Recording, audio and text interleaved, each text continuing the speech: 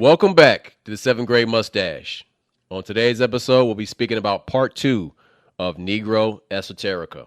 In this episode, we'll be starting with the math of the pharaohs. And math, as we know it today, is based on a language of symbols. Those numbers are natural principles in nature. True math is geometric in form, and it's evident in the plant and animal kingdoms, as well as the elements of Earth on a fractal level. Because if you look closely at a microscopic mathematical level, you'll see geometric shapes. Those geometric shapes are made up of lines, and those lines represents 1 and 2 and 3 lines because they're points that are connected with a line. And each time you connect a point, you create a line, you create a plane until you reach the third dimension.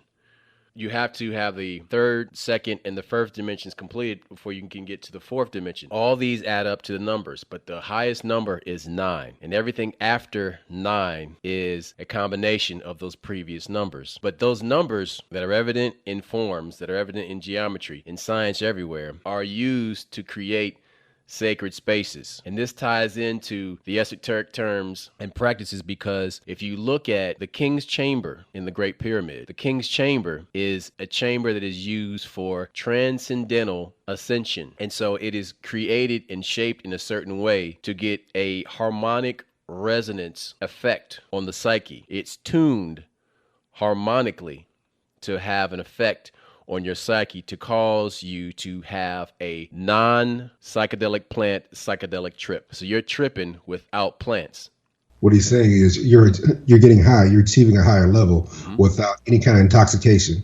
When you start talking Egyptian math, you got to understand that everything we have now is, I shouldn't say everything, but many of the things we have in our current society is based on that. The word math is an Egyptian word, comes from ma'at. Ma'at means balance. That's right. Ma'at is law. Ma'at is justice. So when you deal with ma'at, which is where the original where the math came from, Metu Neter, Egyptian writing, The language. The language, Metu Neter is Mother Nature. So what you must understand is that this was always laid out before us. The 7 days of the week, that comes from the 7 orifices of the body, Egyptian. So many things that we deal with are based on math, but you think of math in the sense of counting. We're talking about math in the sense of how nature interacts with reality, life in our existence. And these things are all intertwined based on Egyptian, like I said, just not mathematics, but Egyptian knowledge. Not magic, knowledge, whatever you want to call it. But what it is that when you start studying this stuff, then you realize that you've been looking it dead in the face your entire life. I think the other thing when we start talking about the NEGRO Esoterica, so many times people use this shit to control people or manipulate people, or like, hey man, there's a chamber underneath this Sphinx and it's in the left foot and all this, and we use that stuff and we get hooked on it, not recognizing that it wasn't a secret. You just hadn't studied that shit. That's all. They were in the wrong state of mind because they came up in a civilization that suppressed everything from them. And it was based on a reptilian mindset. But you have to go back into the distant past to learn the truth about who set up things the way they are today. So you can go. The reason you lost your divinity was not by mistake. It was on purpose. So when you take the God out of somebody, when you take the divine, the Elohim out of him or her, and then you're left with whatever, then people are convincing you that you're less than them. And the truth is, it's all a lie.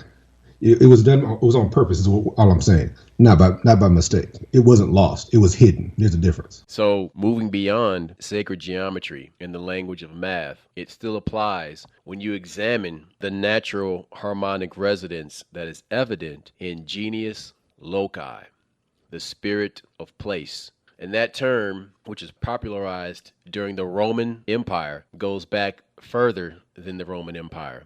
It goes back into Egypt, goes back into Atlantis, into Lemuria and Mu. So the spirit of place refers to how there are natural fault lines and ley lines underneath the tectonic plates that resonate all the way up to the surface like beams of light, creating magnetic fields. So you have spaces that store the memory of the land in stone. Now, in these places, you have large concentrations of quartz crystal. Now, everybody is listening to Beyonce and talking about Black is King, and they out in the full moon and charging their crystals up. Listen, those crystals work because of quartz inside them. The same quartz that's used in radios, the same quartz that's used in computers. It goes back a long way. But these quartz crystals are charged. They hold and transmit light information. So when you have an area that has a lot of paranormal activity, look into the ground, look into the stones, look and see if there's a lot of quartz crystal in that area, and I bet you'll find that. So when I talk about quartz and limestone's another one that resonates. Well, now, but hold on. So look at all of Egypt. Look at the Nile Delta. Look at all that limestone quartz that's there. And the pyramids that are built there that are aligned with the stars above it. All that now, but hold on. That's the genius loci. That's the spirit of place. So there you have this harmonic playground of resonant energy, boundless in this area, that allows for communications on other levels and into other dimensions and across galaxies. Now this is deep okay. It's 3 or 4 points I got to make now. So let me catch up. First things first. In the Bible where it says "on earth as it is in heaven," you're thinking they're referring to your life on earth is going to be like your life in heaven. No, what they're telling you is these ley lines, this energy, there's an identical thing taking place in heaven. So a lot of these monuments are built in special places because that's where the ley lines are. Number one. Number two, even back when they first started using radio, what do they bounce radio waves off of? Yeah, we weren't using satellite, the stratosphere. That is correct. We weren't using satellites back then. We were actually bouncing signals off the stratosphere and sending it back down. So people don't realize that we've used this before. This technology already existed. We've always bounced stuff off our atmosphere and send it back down to other places. That's why those shortwave radios can go all the way over to Malaysia and all these other countries, because they're bouncing information off the stratosphere. We were doing this in the past. We were better at it in the past than we are now. They talk about that special place in Africa where it's not Egypt. It's like Zimbabwe, South Africa, somewhere down there, Mozambique, where they have this area that they can prove that these magnetic waves are just super strong there, and they can't figure out why. But the ancients had a monument built there. So these things, like I said, we had the ability to detect this. We didn't have some kind of cell phones and all that stuff, but we could detect this energy back then, and we were harvesting the energy back then, long before we had batteries, radio. Well, actually, they did have a battery 2,500 years ago. Forgive me. What I'm saying is that we were harvesting natural energy, and it was being used for many, many years longer than we realized. That's all I'm saying. Well, they dangle that battery around like it's a big piece of candy. Like, this is it. This is the shit. That is the smallest, most asinine accomplishment of the priesthood of Egypt, because they could make lightning strike inside of the pyramids, which means they were harnessing electromagnetic energy. So when they say lightning strike, that's they're talking about Tesla coils. They're talking about pulling energy out of the quantum and creating it and harnessing it. So you have to understand, when I speak about the genius loci, the spirit of place, this Nile Delta was full of all these quartz crystals, and they built these pyramids, and the Sphinx was already there because it comes from an older civilization. And it was all purpose built for the creation of a high civilization that thought and acted on a much higher level, which is why it's so hard for us to grasp these things nowadays, how it was built, what they use them for. Or they were tombs. That's not a tomb. That's some. Go ahead. Yeah, I think one that's deep. What you're saying, don't let them tell you that the pyramids are tombs. They're not. But what I'm saying is the reason what you're saying is so deep is because the only time we use math is to count money. We're using it for the base, the smallest, the most base thing you can do is count money. Is count something physical. Math is a principle of life, how things interact, how this balances this out. Cell division. Yes, when you recognize that all these things are mathematic and all things are intertwined, and that this is how God, Elohim, blessed us, and then you get it more. But if all you're worried about is counting something finite, numbers are infinite. Numbers can keep going. That's what Google is. I remember when I was a kid, the first person to explain to me what a Google was. Google is the last number, and there's no such thing as a last number because you can always add to it. So when you realize Google is everything, it gets much deeper. The search engine Google is much deeper than you think. But I digress. Go ahead, my brother. So, continuing with the theme of spirit of place, when you look around the world and you look into different parts of Africa, you find in the south of Africa Adam's calendar.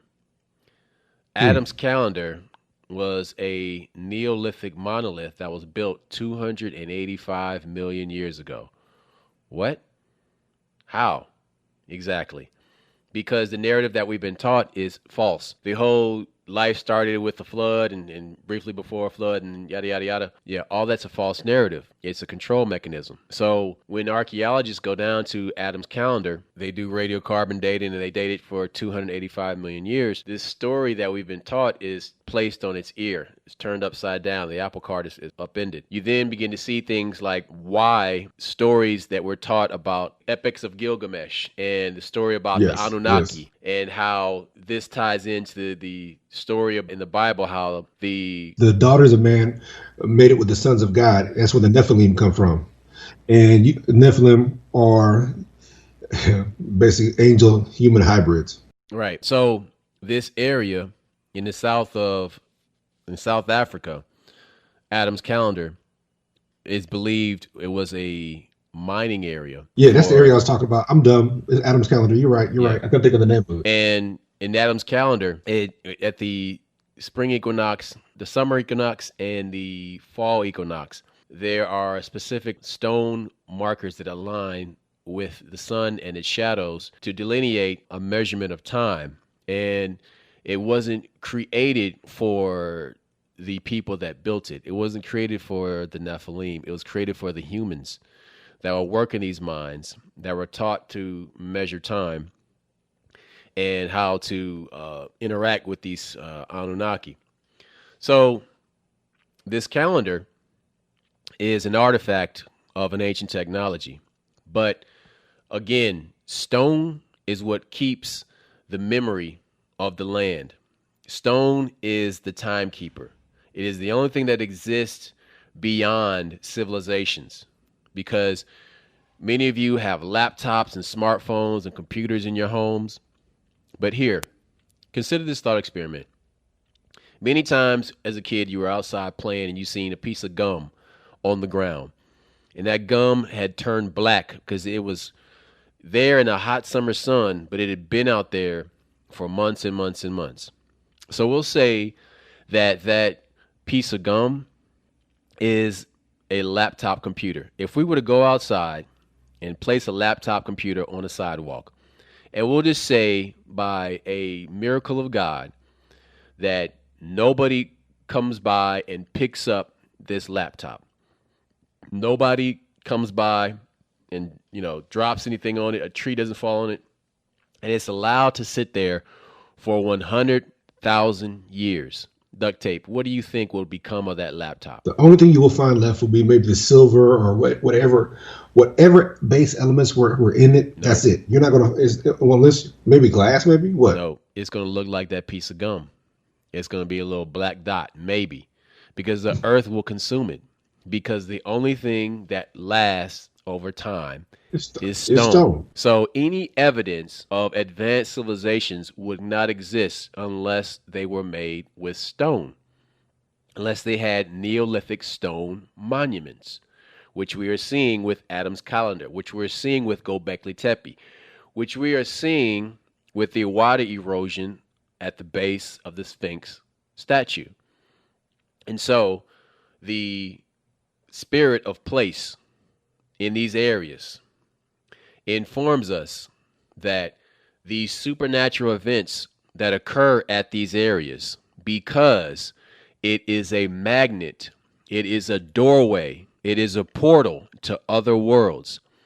So when people have these sightings of strange things, which they might believe is a UFO or UAP, whatever word you want to use Mm-hmm. for it, of Yep. a Sasquatch or a Bigfoot, these things, these entities, these crafts are coming through portals.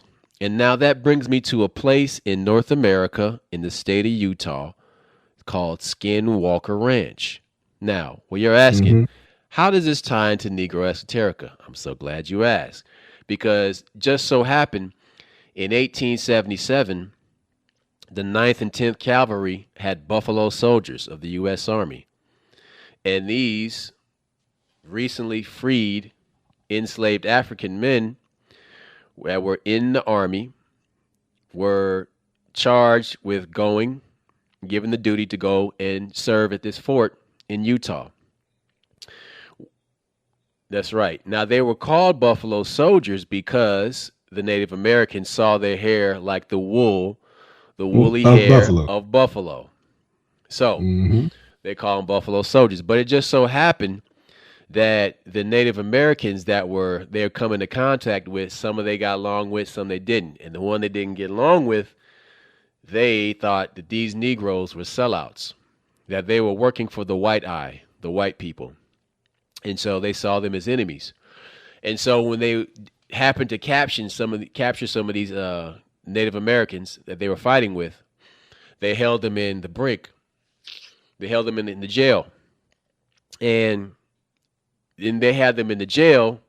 These Native Americans that had learned hexes and dark magic from the shaman in their tribe, they were throwing hexes on these Negro soldiers. Well, it turns out that some of these Negro soldiers were Masons. And some of these Negro soldiers were actually practicing hoodoo and voodoo as well. So what you would have is these supernatural battles inside this jail that's on this territory that is known as Skinwalker Ranch. So you got to dig what's going on here, really, y'all, because this area, to this day, is known to be a portal to another dimension where strange entities come through this door all the time, and people spend millions of dollars to investigate this. Now, come on back to 1877, 1890. All right? During this stretch of time, you had these Native Americans that didn't like black people fighting with them, throwing, this voodoo hex supernatural combat going on, this spiritual warfare going on in this area that's already rich with supernatural elements because of the limestone and the quartz crystal that's in the ground. You got all kinds of supernatural residue All left over. type of crazy shit is going on here. And then you got this whole fucking G.I. Joe fight that's going on a supernatural level in the middle of a He-Man, Castle Grayskull, Eternia battlefield. So it's like you just layer on top of layer on top of layer of supernatural shit going on. It's like, what the fuck? So these guys were like, battling it out on a supernatural level. And they had, some of them did and some of them didn't, had no idea that they were basically in a spiritual warfare arena. So this was like a well-known fact that these Buffalo Soldiers were fighting with these Native Americans on a supernatural level. Skinwalker Ranch to this day. But I think what also people are missing is that the similarities between what they were doing the same thing. That's because there's just because you call it something different, whether you call it a shaman, that culture is a much older culture. For the hoodoo culture that came from Africa or the Native American culture that was here, those things, they're doing the same thing. They're just doing it from opposite ends of the spectrum. So people don't realize that. You got to pay attention to what's going on here. You're fighting yourself, just so you know. Right. So I suggest many of you who are interested in this subject go and study Skinwalker Ranch, because there's interesting stories from straight shooting scientific people, from the military people that were hired to go and investigate these things. These guys that went to go and work on these things, they hired people who aren't interested in the supernatural. They hired straight shooting military guys. They hired straight shooting scientific people. And they all come back changed. And they all come back changed. And they all talk about seeing things, how their equipment is damaged, how they see strange animals that don't belong in our zoological paradigm. In that area. Hey, it's two funny stories I gotta tell you. One, my brother on the mic, Roscoe, told me this years ago, and I'm a nerd. I watch Discovery Channel, History Channel, whatever, and one of the biggest shows on the History Channel is that Curse of Oak Island, and I'm watching this show and I'm laughing. I said, "Hey, Roscoe, man, I'm watching this." You know what Roscoe told me? He said, "Man, hey," he said, "Nigga, go look up Black Gus." I said, "Who? Black Gus." Black Gus is the black guy that used to own Oak Island. He was like a cabbage farmer or some shit. Look this shit up. So if there was any gold or anything to be found, Black Gus probably got it already. I think it's Black Gus, right? I can't remember his name. But when you look this up, there was a black dude that used to own Oak Island. It's up in Canada someplace. And it's in the Michigan Peninsula. Yeah. So if there's anything of value, it's gone. He probably already got it, because half those old black dudes were Masons anyway. So all these symbols they're talking about going back to the 1400s and 1300s and farther, they're familiar with already. So yeah, chances are it's already gone. Second funny story, it wasn't you, Roscoe, but I was reading one of the books that me and you read back in the day, and it was talking about our boy Aleister Crowley. And Aleister Crowley would brag about making the Loch Ness Monster appear. And I get it, whatever the Loch Ness Monster may or may not be, Crowley said that he was able to open a portal and make that animal appear. Again, a lot of these animals or a lot of these things, when the Native Americans tell you they're spirit creatures or you can't tell if they're physical or not, that's because they're passing through dimensions. Now, whether Sasquatch is what it is, I don't know. Whether Loch Ness Monster is a dinosaur or not, I'm not saying that. I'm saying that, but people who know this black magic or people who know a little bit of magic or a little bit of knowledge from the past are able to make these things appear. So these are special areas. You know, they have portals, they have doorways. Not everything is physical the way we think it is, and some things exist. They exist in one place at the same time. That's all I'm saying.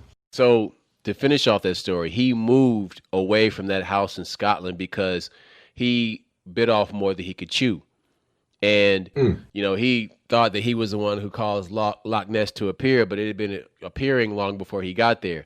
He cast a summoning spell, and he opened the door to something that he really couldn't control. And he got effects that he didn't want. So extreme that it caused him to move away from that house.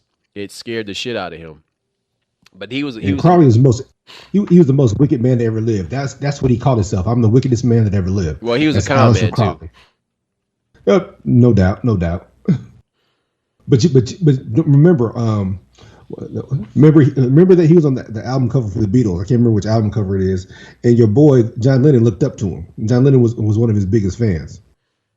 George Harrison was. Was it Harrison? I thought it was Lennon. It was George Harrison. Okay, well, shit, I can't tell them apart. They all look alike. Shit. So yeah, it's some crazy stuff. So going back to Africa, we hear about in the Bible how King Solomon had an Ethiopian wife, Queen of Sheba, beautiful, black and comely. She is in the bloodline which created Haile Selassie, one of the famous, most beloved, emperors of Ethiopia. 232nd emperor of Ethiopia. Yeah. And so he had a scroll that he gifted to one of the kings of Swaziland in Africa, King Sopuza. And he was given this scroll that had a map to the mines of Solomon. But see, what had happened, Solomon got the information about these mines from the knowledge of the Anunnaki. Solomon had mines all over the planet. He sent people all over surveying, looking for gold and jewels and precious metals. And he sent these people to South Africa. When they got to South Africa, they found Adam's calendar. And when they spoke with the indigenous Zulus around that area, they schooled them on what was really going on. And so it was Haile Selassie who gave this scroll to King Sopuza of Swaziland of where to find the mines of Solomon in that area, in particular with the ones with gold, because this was the remnants of the mines that were used by the Anunnaki. If you guys want some proof genetically that of these different things, look up the Limba tribe of South Africa. Remember, those are pure Hebrews. They came from north, went down there. They had their own ark and everything. Don't forget about see whenever we tell you these stories, you're like, hey, whatever. But if you look up the Limba tribe of South Africa, they are so. And that's actually a New York Times article. So for those hard ass cynics out there, that's a New York Times article that you can go look up that genetic scientists have proven. So go ahead and your skeptics out there, go look it up. Not only are they Hebrew or Jewish, whatever you want to call them, they're descended from Jewish priests. So it's some deep shit, and they know exactly who lived in that area. It was 7 of them came down there, like it was 2 women, 5 guys, blah blah blah. They got proof. These people are descended from that tribe. But the reason I'm bringing this up is that when you read this stuff about King Solomon having mines down there, or having a big portion of Africa, or his mines, there are Hebrew people in these different areas that can be proven. So I'm just putting that out there. So as long as you understand, that's what I'm saying. But yeah, go ahead, Roscoe. All right. What were you saying? So while we're still in the area of South Africa, I want to speak about a Zulu shaman named Credo Mutwa. Credo Mutwa is from a lineage of Zulu shaman. And during his time, he was born in 1921 and he passed away this year, March 25th, while all this craziness is going on. And he was 98 years old. So this guy was pretty darn deep, I got to say, because when you would hear him speak, he would talk about the things that he would see when he would go off onto these shamanic retreats. And he would talk about the things that were passed on to him through griots, or storytellers. And he would talk about the interactions between ancient African people and people from the stars. And he wore a necklace that he called the Necklace of Mysteries. And this Necklace of Mysteries was first given to the first king of the Zulu. And the first king of the Zulu was told that this necklace was a keepsake from an ancient tribe of people that interacted with some of these first space travelers to, interact with African people. And there's a famous story of a star person, a woman who had her child playing in the bush. And the bush was in this area. There was an African woman out cutting lumber to take back to the forest, or take back to her tribe. And she had her child with her on her back. And she had her child tied on her back, African style. And she took the baby off her back and she set the baby down. She was chopping wood. The baby crawled off into the bush and found another child, a star child, an alien baby, and they started playing together. And the story goes, the mother notices the child is gone. She goes off looking for the child. She finds the child playing with this alien baby. The mother hears the African woman scream when she sees the appearance of this alien baby. The alien mother approaches the African mother and she says to her, she says, listen, don't freak out, because if these babies can get along, future generations can get along. So let this be the beginning of many happy friendships. I'm going to pause for just a moment. So that mother was told not to freak out. And she was told not to freak out because by allowing the two children to play, future generations of Africans and alien people could coexist peacefully. I see. Okay, look, here's what's always been bugging me. When we say aliens, we don't know if they come from different dimensions, different planets, different places, different what. We don't know. We don't know these little green men or not. All we know is that whenever you look at these different situations, the Dogon tribe of West Africa, Mauritania, how the hell do these people know there's 7 stars up there? You know, whenever you read about these people ascending, whether it's Yahweh, Jesus, whatever you want to call them, these people reach a higher level, they become a star, they ascend. There are other people out there. There are like 16 Christs out there. There are 16 people who have ascended, and these different people ascend. So we don't know if they're aliens in the sense that they're just from another planet, or are they humans who ascended and went someplace else and came back. You know, we don't fully get it. I'm not, like I said, I don't want you thinking about some Martian shit, my nigga. I want you to think like, okay, when we say alien, like illegal alien, they're just from another place. We don't know where they're from. We don't get it. But just for you to sit here and think that every UFO has a bunch of aliens, anal probing niggas on it, nah, we ain't talking about that shit. You know, whatever was going on back in the day was a mutual thing. We traveled there and they traveled here. That's what I'm saying. Yeah. But the concept is alien to us because we always associate it with some faraway place as opposed to like being on Earth, but a different space in Earth. So, you know, but most people don't go there. They always jump to outer space, you know, which is completely possible. But when you talk to people like Credo Mutwa and you hear him speak about the lessons that these early Africans were taught by the people from the stars, because they referred to them as people from the stars because they came down from the sky, as opposed to, you know, a portal opened up and coming from behind a rock. So therefore, that would lead most to believe that these people came from the stars, from intergalactic space, intergalactic travelers.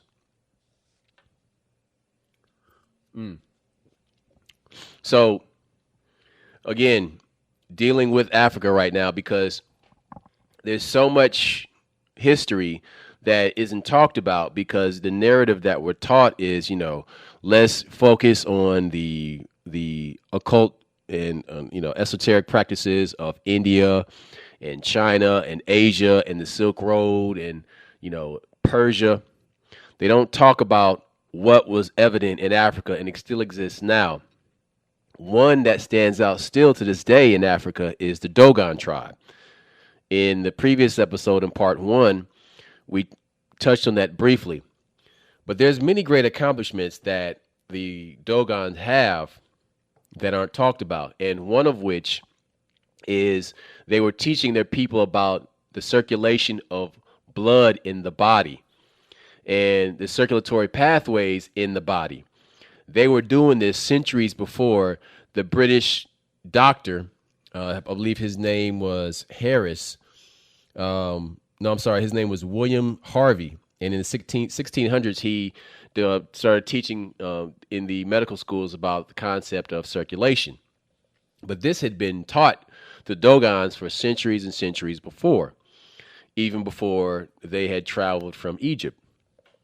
And so the Dogon and the Sirius star that they recognized, they were teaching these things in a secret society. So within the priesthood of the Dogon tribe, these people speak of traveling to the star Sirius and commuting with the extraterrestrials from there, which is what they say where they got their knowledge from.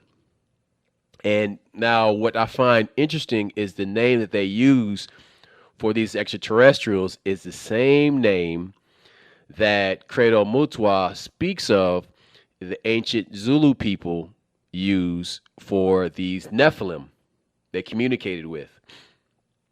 And that name is the Nomu. These Nomu people that the Dogons refer to gave them this knowledge.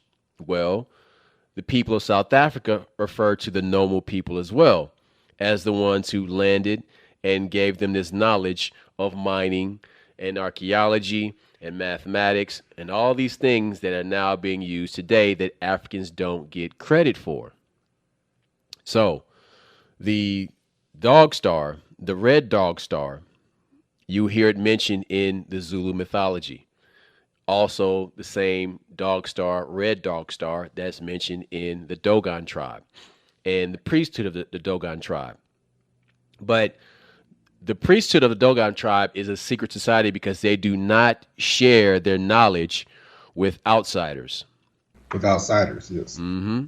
Of course, you see this in, you know, other secret societies, but they're doing this to protect themselves, whereas European secret societies keep secrets as a form of power and control. Yes, very good. So the Dogons, they have been speaking and teaching about the dog star for several thousand years. But Western technology did not discover the star until 1950 in a... And now, Go ahead. not only did they not discover it, but you got to remember it's seven. Remember how the Dogon called it the Seven Sisters? Mm-hmm. So when these people get this super telescope and they look up there, they realize it's a star cluster. It's not one star; it's seven stars. So that's where it was like, okay, how could they possibly know this? That's when they run back to Africa and start studying these people and taking them seriously. Before they were just stories. Until they had the ability to find out that it wasn't a story; it's a reality. What's more interesting is when they talk about the appearance of these beings, and they say that they look like dolphins. They look like dolphins that could walk on land. Where else have you heard about this? In Darwinism, you hear about dolphins that came out of the ocean and walked onto the land. Now, that could be used to mask ancient first contact with interdimensionals, extraterrestrials, beings from other, or even highly advanced creatures from within the ocean. But again, these things are fringe, and you're a wacko if you go outside the narrative. But you have to go outside the narrative to discover the truth, as we are finding. I mean, when you consider that they're finding mining sites in the Yucatan Peninsula that are now underwater, have been flooded, that are 50,000 years old. These things completely shake up the narrative.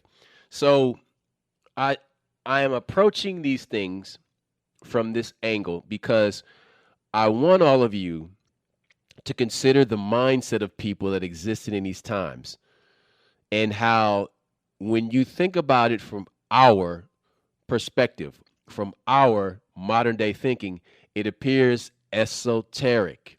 It appears supernatural, but it was merely natural for these people.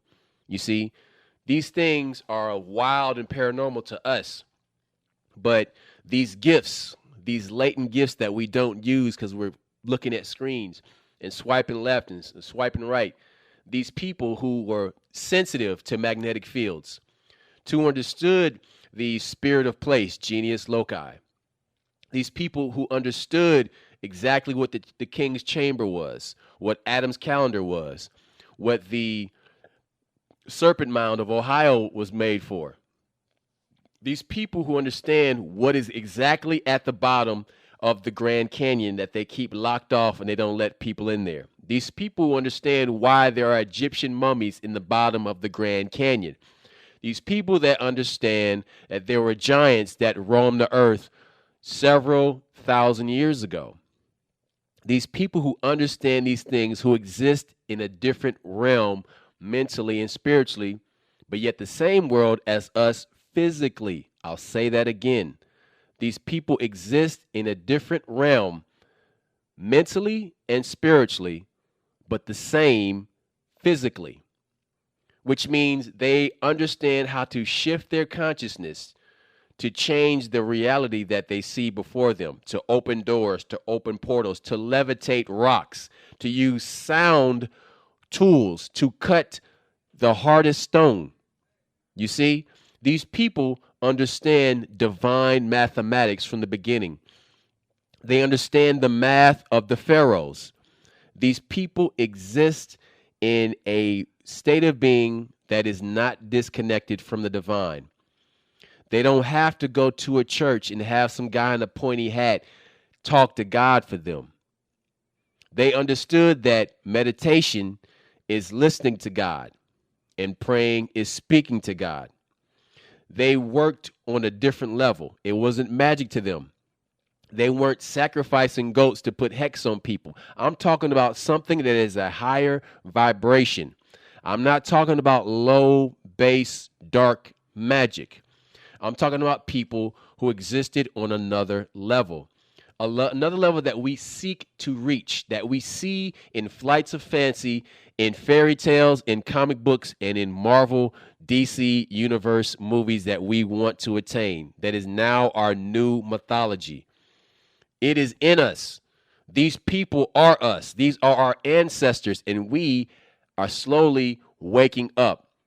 What's going on is that we got a car that's parked in the underground parking lot, and we got a blindfold on, and we're finding our way back to our car with the blindfold on this big ass parking lot full of cars. You know your car when you put your hand on it because they got your energy on it. But that's what it's like. It's like we're trying to figure out, how do I get back to my whip? I parked it somewhere in here. I know the shape of it. I know what the headlights feel like. I know the trunk. I got a dent on this side over here. Somebody backed into me. I got these kind of rims on it. I know my car. But you're feeling your way back to it. That's what we're doing with all these things we do, with these knowledge systems that we incorporate into our lives. You know, like internal alchemy, yoga, meditation. These things, you're drawn to this for a reason. You're drawn to this because your higher spirit wants to be free of this mundane ass existence, Negro. The esoterica calls you because it's your higher spirit who wants to access with you, wants to commune with you, who's trying to talk to you all the time, but you are so cut off from it. You are so numb to this because you have been untaught how to fly, how to walk through walls, how to read the mind and communicate without moving your mouth. And so now you have people who want to get a computer put in their head. And Elon Musk is just, the big cheerleader for this. And a lot of you people out there, these early adopters, are going in the wrong direction. They're finding UFOs now. And I mean, the Pentagon has said it, so it's real. They're finding UFOs that operate off of consciousness. You fly this with your mind. And there is no USB cord that's connected in the back of your skull. Why would you do something like that? That is the worst kind of shortcut. That's you relying on something that allows outsiders to hack your brain. If you go forward with this and integrate technology with yourself, you are going further away from the divine. You are going in the wrong direction. You are in that parking lot underground with that blindfold on, walking towards the elevator instead of to your car. Look, what nobody wants to understand is that the reason it's so easy for you to understand it, your spirit recognizes this already. It recognizes, even if you don't consciously recognize it, your spirit recognizes it. Without a doubt. Without a doubt. Your spirit, man, that spirit, woman is telling you all the time, go left, go right. It's called your intuition. It's called your sixth sense. Some of you are more sensitive to it than others. And if you be quiet and you be still and you listen, like a reflex, like a muscle, you can strengthen that. You can strengthen these latent abilities. These things are not things that you have to go and learn from others. You know what I'll say is, okay, you can go and you can get your start in another system, but your gifts are your gifts. Your gifts are born to you.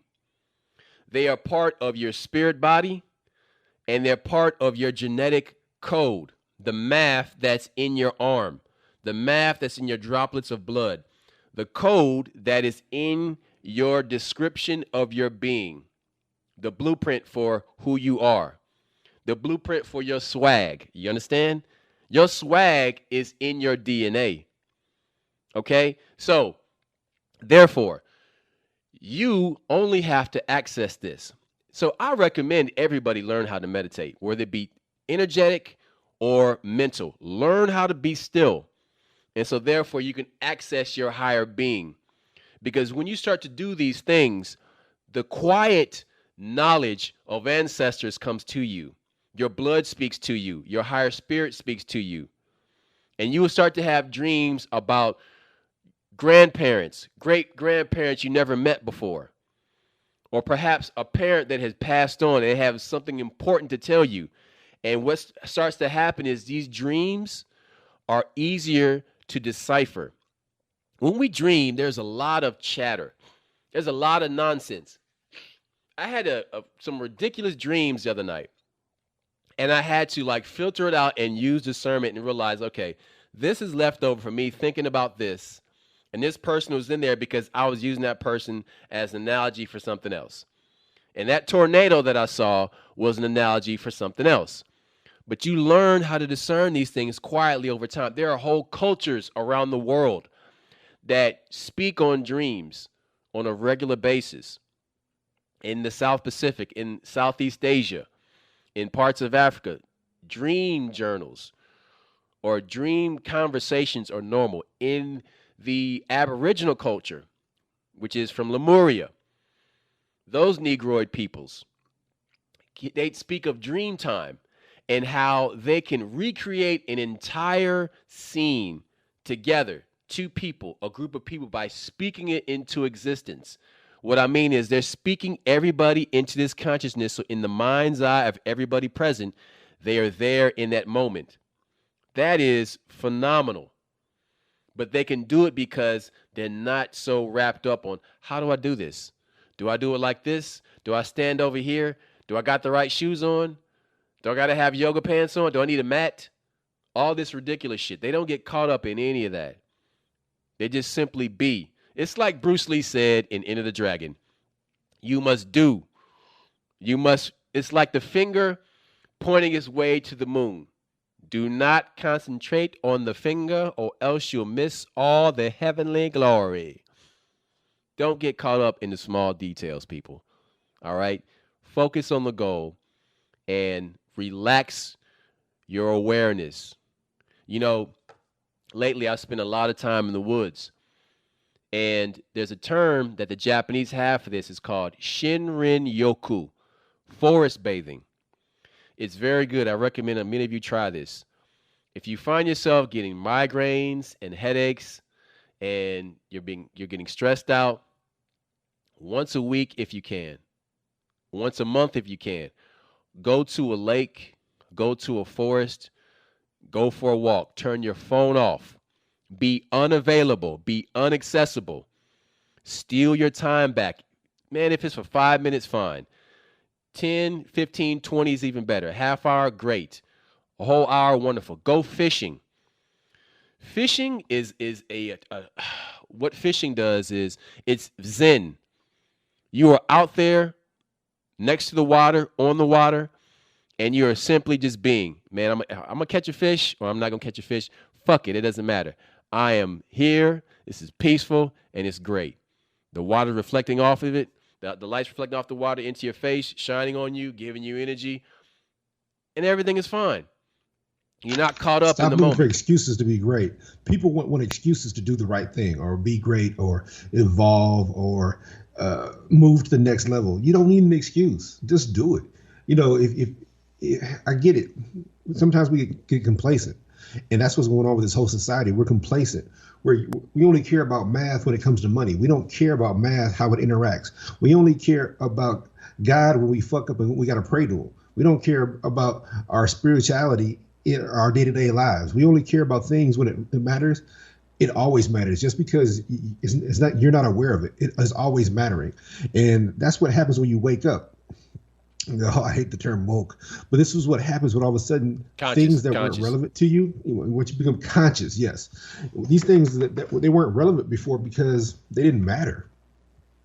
A little kid don't care about bills. They just care about their desire. And that's what you are. Sometimes you're a child in this world. You're one big desire. You only care about getting and acquiring, but you don't recognize ascending and becoming one of those stars. You don't recognize that is attainable. And I don't mean by no rocket ship either, motherfucker. What I'm saying is that stop cheating yourself of your real self. Well, we have an episode called The Primal Man. I think it's episode number 13. And there's a song that opens the beginning episode. And it's a Tuvan throat singer. And It's very primal sounding music. Well, I played this for some little black kids, and they started dancing uncontrollably. It was the funniest thing I ever seen because they didn't hear it, they felt this music. They simply just shifted into that consciousness and just let it take them away. It was beautiful. But I say all that because accessing these states that seem esoteric or seem paranormal are not hard to do. We simply have to shift our assemblage point, the point that holds our consciousness focused in one area. That's our assemblage point. Well, you move that assemblage point to another. So your consciousness is mounted on something else, right? It's mounted on another point. It's shifting into another area. And so I want to use this time to shift towards a famous African American man named Dr. John E. Moore. Dr. John E. Moore, he is like the Steve Coakley of herbology. And this guy, for those that know him, he would speak on herbs from a raw root doctor primal level. And the way he talks is the way people who create, they create like, voodoo recipes or like hoodoo recipes. His language is like very earthy and like real. I love it because he talks about things like he said, women, if you got some small titties, you get some wheat germ oil and you get a big strong man to just yank on them, and them titties gonna grow in 2 weeks. I mean, just stuff like that. You know, when you hear this guy, he's just so raw. He was called the Dr. John or the MD of the hobos or the king of the hobos because he would travel on trains and stuff back in like the 40s and the 50s. And I believe he passed away in the late 90s. But you can go onto YouTube and find video clips of him giving speaking engagements in New York City and Harlem. And this guy, I mean, he's wonderful, but he's accessing knowledge that was passed to him through a griot style, through the verbal transmission of information. And this knowledge that he's passed along is priceless because this knowledge, which may seem esoteric to some, is natural to all of us actually, because it is how to heal yourself with things that are all around you. This year, the world went through a pandemic. A lot of people started like farming again in their backyard and growing their own vegetables and fruits and, canning, preserves and getting chickens and harvesting their own eggs, getting back to the earth, getting out of the white noise of the 60 cycle hum and back into the spirit of place. Walk around your neighborhood. Look at the way the trees are bending. Dude, the last time I was at home, the end of my block, there's like, that old crazy man Frank used to live down the street? Okay, so when I'm talking about like down there on the end where like Derek and them used to live, and how like there's that big ass like there's like 4 or 5, probably about 6 acres of like land down there, and there's that big ass fence, and then like you just like walk to the other side to get to like the street up there. So I just walked down there, man, and I took a photo. Something told me to just go down the street and just take a picture. So I went down to the end of the block and I looked over there, man, and the way the light was coming, the rising sun was shining into the trees at an angle. It was early morning, it'd probably be about 7. And the way the light was shining through there, and there was like condensation rising up off the ground. It was beautiful. The crazy part is this has been there the entire time. It's been there my entire life. I've always been fascinated by that little piece of land, but I never knew why, right? There was a certain magic about it, right? But he was always like, don't go over there. Crazy Frank, he kills kids and like kidnaps them, throw them motherfuckers in the basement. This is them John Jubert, Atlanta child murder, fucking King credit scandal days. Yeah, man. So I never really fucked around over there too much on the other side of that fence. But, the last time I was home, I walked down to the end of the block and I looked over there and I saw these trees, and it was this corridor, man. It was this corridor that looked like something straight out of the Shire, straight out of Lord of the Rings. And I'm like, this is fucking dope. I still have that photo. I'll send it to you, man. But it was the magic of that place. And it had an otherworldly feel about it.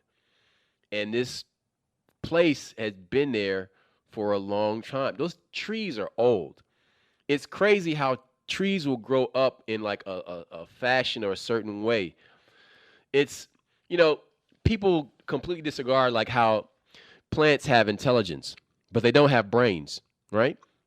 They don't have brains, but they have intelligence and they communicate and they have community. For example, the younger trees and older trees feed each other through their root system. And here's another crazy thing. They studied plants and they found that when one has a caterpillar on it and that caterpillar is eating it, that plant that's in distress sends a signal to the other plants to secrete a toxin which makes them unpalatable or disgusting to caterpillars. They communicate. Yeah, trees communicate. Well, plants communicate, not just trees, Yes. but plants do communicate through the root system and through chemical communication. Well, this has been proven. We don't fully understand it, but it's been proven. Yes. Dude, I'm going to tell you this quick little crazy story. So, the Lenape tribe of Pennsylvania was pushed out of their area and they were moving west.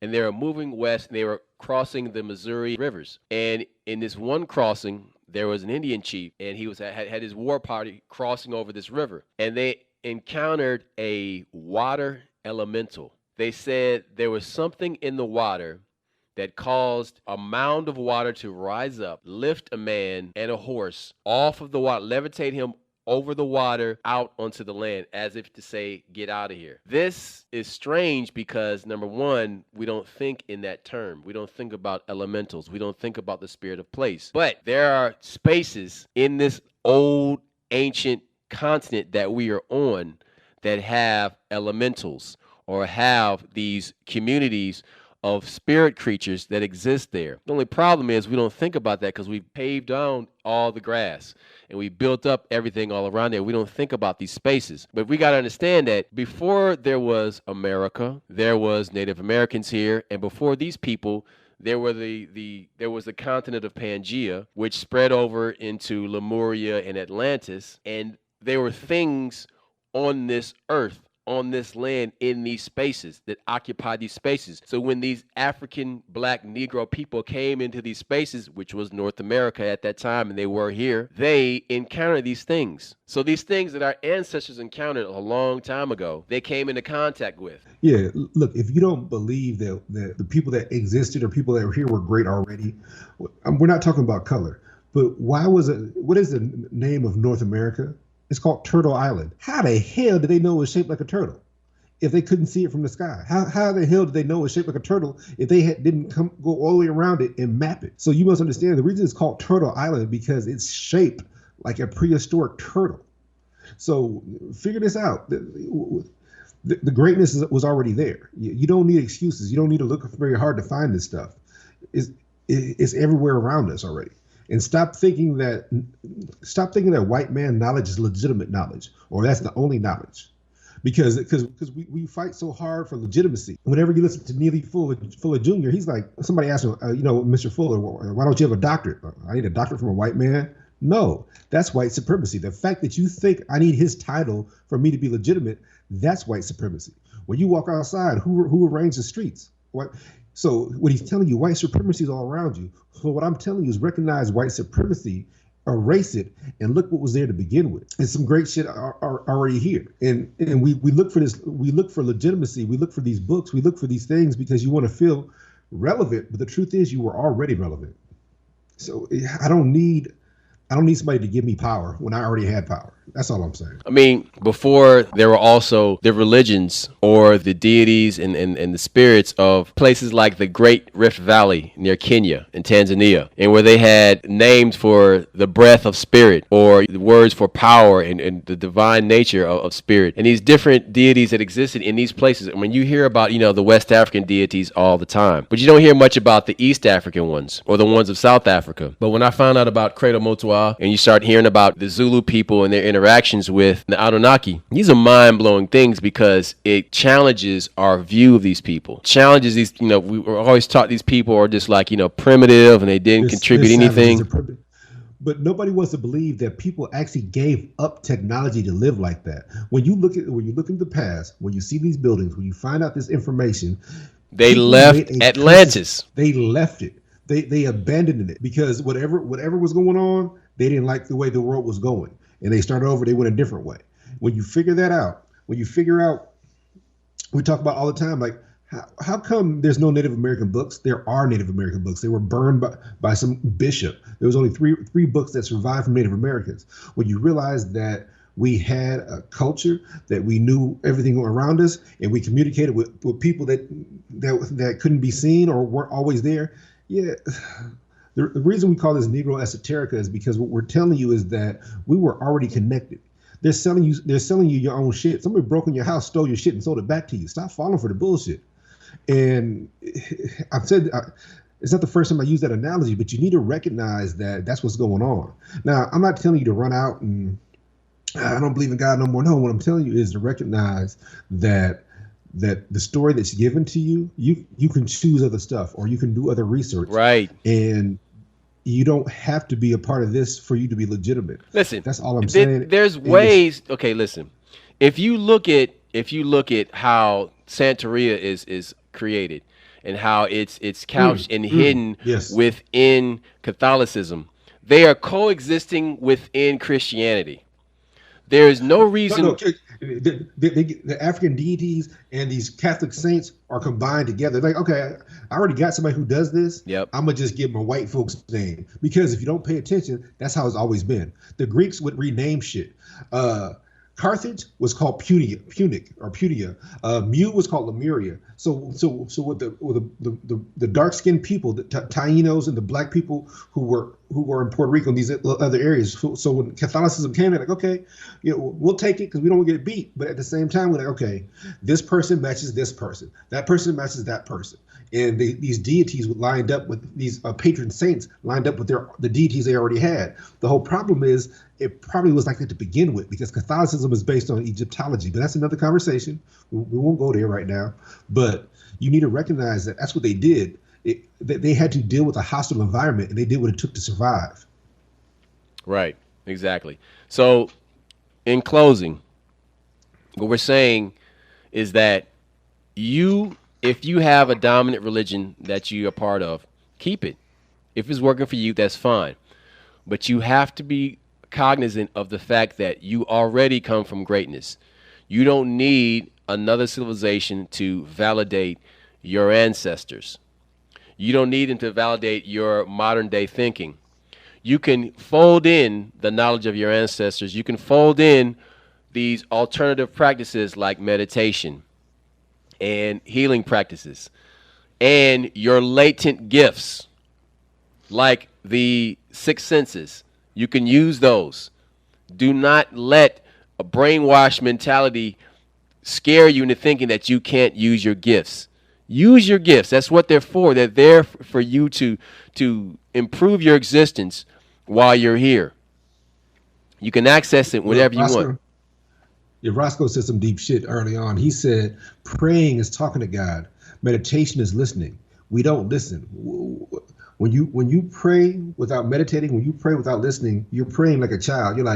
It's like you're making a wish. Like you got a genie, you want God to grant it. Like, hey, I want a Lamborghini, God. Come on, give me a Lamborghini, God. No, but when you sit here and God give me insight and the ability, and then you listen back, that the deity Elohim is going to give you power, whether that's knowledge, whether that's ability, or whether that's love. Love over here. Yes, that's love, and he's going to show you where it is, and you're going to get what you're looking for. Like I said, I know our conversations are all over the place, but trust me, But it's not really. It really isn't. It's all tied together. Oh, yeah. It's all about math, and this goes to this, and this balances out, and that's it. I'm out. All right, cool. So as you can see, duct tape tied together pretty well. What we've been talking about, that it is not. This is not a disjointed conversation. Everything we spoke on today is related. It's about you utilizing your power, how you may use an alternative method that comes from another continent of origin. That's fine. But as long as you learn how to utilize your inherent gifts, is what we're talking about here. That may be esoteric to some, that's fine. Don't fuck with mental midgets and they won't judge you. All right? You keep your practices to yourself. You keep your lessons to yourself. Keep it silent. Keep your mouth shut. Learn. Be silent. And your gifts will appear and strengthen and improve your existence. That's all I got for today. We out. Peace.